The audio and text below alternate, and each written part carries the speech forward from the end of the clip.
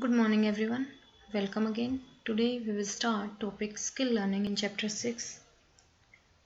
So let's start. Skill learning.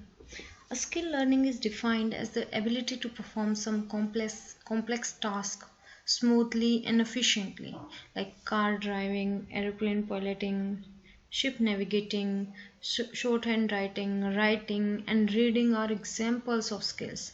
Such skills are learned by practice and exercise. You all know. A skill consists of a chain of perceptual motor responses or as a sequence of SR association.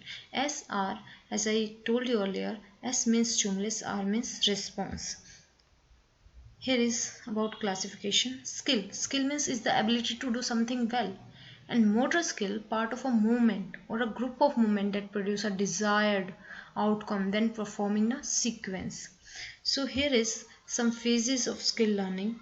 Skill learning passes through several qualitatively different phases. With each successive attempt at learning a skill, one's performance becomes smoother and less effort demanding. In other words, it becomes more spontaneous and automatic. It has also been shown that in each phase the performance improves. In transition from one phase to the next, one stage to the next, when that level of performance stands still, it is called performance plateau. Once the next phase begins, performance starts improving and its level starts going up. One of the most influencing accounts of the phases of skill acquisition is presented by Fitz. So according to him, skill learning phases through three phases. First is cognitive, second is associative, and third one is autonomous.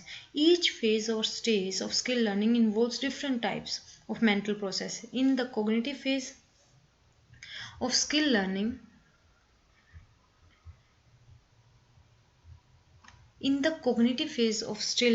skill learning, the learner has to understand and memorize the instruction and also understand how the task has to be performed in this phase.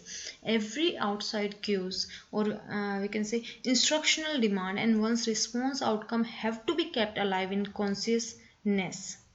It's a beginner stage. Understand skill and technique, makes many errors, highly variable results, use demonstration, may struggle with sequencing of subroutines, simple small amounts of feedback, short period of time in this stage, focus on performing skill in close environment.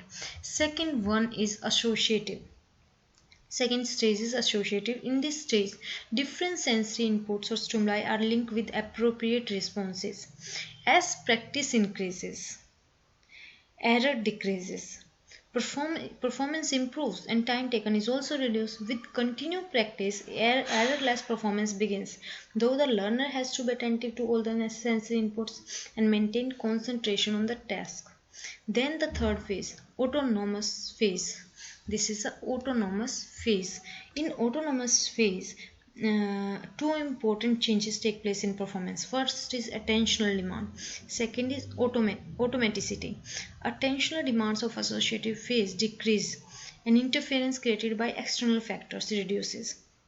Finally, skilled performance attains automaticity with minimal demands on conscious effort. Means consistent results, automatic and efficient movements, focus more on strategies and tactics, can adapt the practice skills in competitive situation, can self identify problems and correct, may move backward to relearn or refine skills. So transition from one phase to another, clarify, show that practice is the only means of skill learning. One has to keep on exercising and practice.